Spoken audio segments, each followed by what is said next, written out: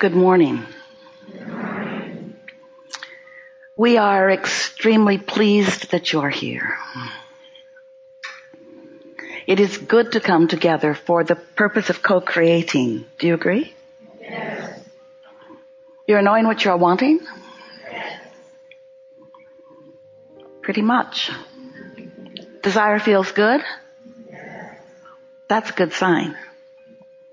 When something that you desire, that's in the process of becoming, but hasn't yet become in the full way that you want it to, when it feels good, when you have that anticipation, when you feel satisfied in the unfolding of it, even though it hasn't fully unfolded, then you're in the best place that you could be in terms of vibration and happily ever after.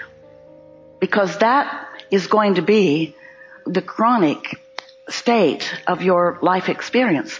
You are always going to have asked for more than you have, and there are always going to be many things in the process of turning vibrations to thoughts, to words, to behaviors, to discoveries, to things. Everything is in that process, and while many things have already come to fruition, they're parked in your garage or in your bed or something like that. There are many things that are in the process, and when you become excited and happily satisfied in anticipation of you getting to witness the unfolding of those things, now you've got it. Now you are a deliberate creator. But if you are like so many humans who want it but can't see it yet and are more aware of its absence than you are about its evolving presence, about its vibrational presence. In other words, sometimes its vibrational presence is all you've got. And everything has a vibrational presence that is evolving into something that you acknowledge through your physicality as more tangible.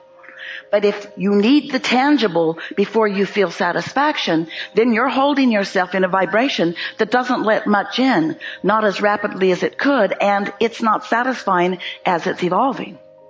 But when you are the vibrational sculptor of the clay, so to speak, so that you are consciously aware that you set forth an intention and that you held that intention and you know it's a wonderful thing because it gives you a feeling of exhilaration or at least satisfaction when you think about it.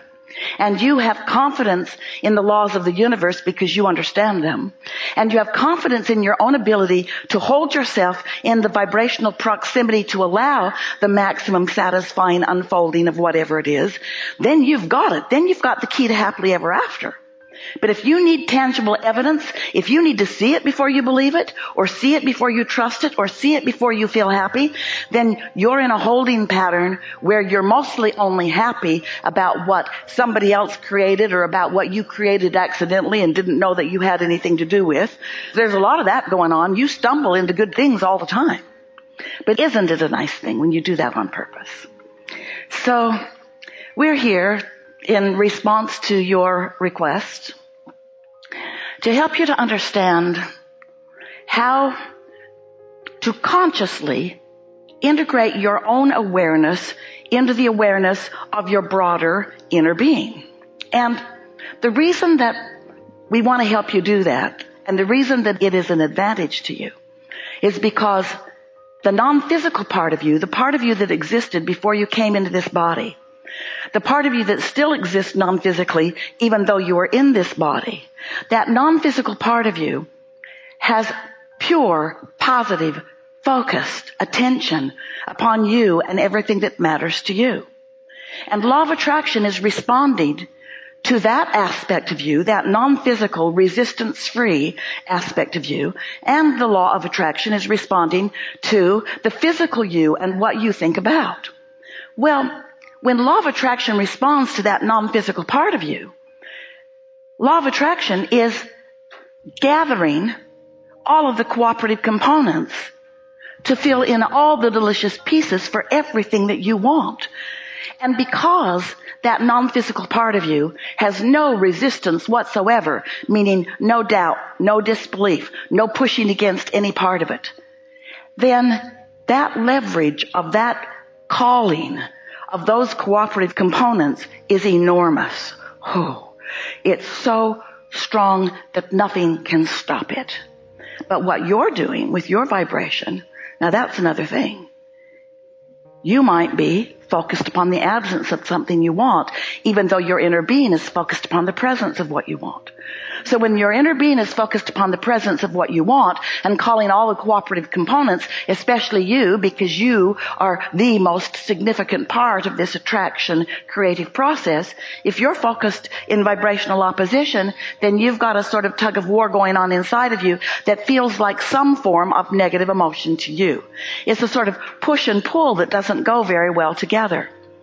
Yesterday, Esther and her friends that she was flying into Los Angeles airport with had such an interesting experience. And as Esther was thinking about it last night, she thought, I'll bet Abraham's going to tell this story. And we thought, we bet we are too, because it speaks to some extent to what we're talking about. No analogies are ever perfect because there are always components that you could quibble with a little bit. But hear this and you'll get the sense of what we're talking about. So they flew in on Southwest and they were coming into the Southwest terminal, small terminal. There are only 2 baggage carousels. And as they were coming down the escalators, open into the greater room where the baggage carousels are, there was an alarm going off. They could hear it, sort of ear piercing. And they acknowledged, because they've heard that before in airports, that there must be some door that was opened that set off an alarm. And they were not concerned. They were not alarmed. They're just coming down the escalator. Now, it's not just their bodies that are on the escalator. They've got their carry-on bags coming down, along with several other people. And just as Esther and Mark came to the doorway to enter out, the people on the other side of that doorway closed those doors and said, stay right there. We've got to reset the alarm. And they said, all right. So they stood right there, just like they were instructed to do. But what those people on the other side of that door didn't do was stop the escalator. Or stop anyone from getting on the escalator.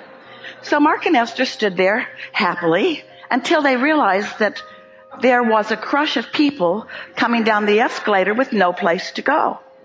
And so Esther thought, well, let's see how this works out here. So now, Esther and Mark are standing right in front of the door, and they knew the door was operational.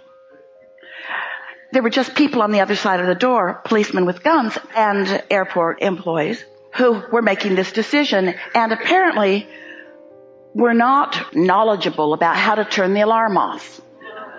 So a lot of people were coming down the escalator, and Esther turned around and acknowledged how many more were coming, and also acknowledged that there was not going to be enough room for them. And the crowd was starting to panic. Have you ever been coming off of an escalator and someone has decided to stop and hug someone right where you need to get off? And compound that with your luggage and all that other things. And so there was a true sense of panic in the room. So Esther just opened the door. And they said, no, no, no, no, no. And Esther said, yes, yes, yes, yes, yes. You guys need to think this through. And the crowd is going, yay! So there are a few points we want to make here. First of all, be a self-advocate.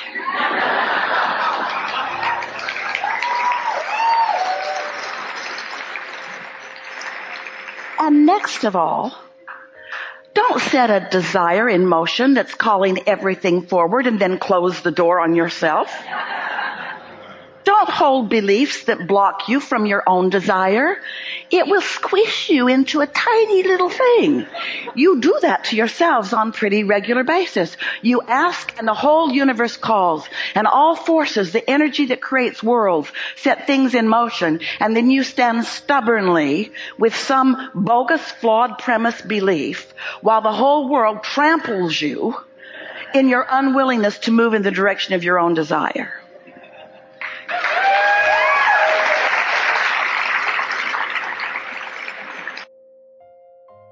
And so that's what we want to talk about mostly. Don't worry about us. We want to talk about anything you want to talk about, but we'll wedge our message in the crack. And we want you to leave here feeling more self assured of your own well-being and more confident about where you stand in every moment, because we don't just want you to stand in contrast and give birth to desires.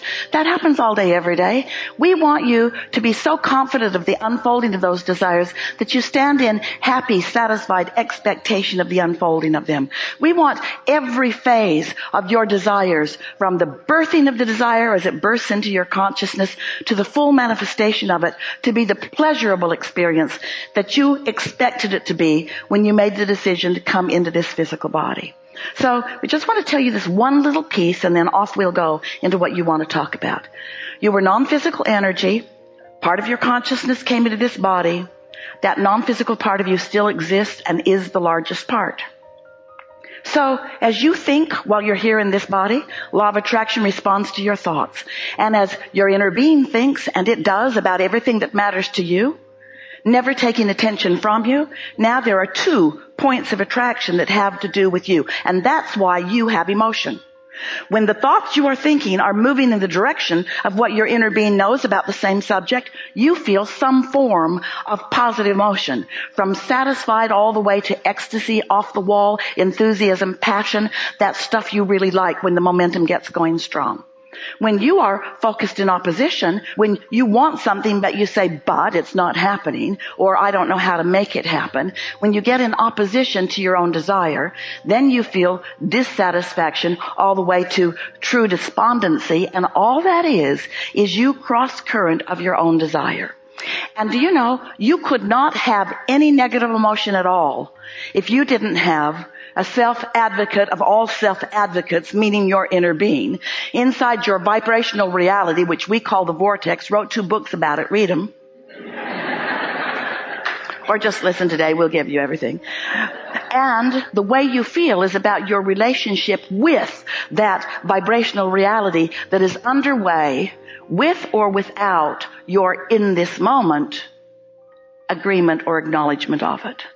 Because once you ask for it, your inner being's got it, and it's on the way, and you might as well go along for the happy ride. Because you can't stop that escalator.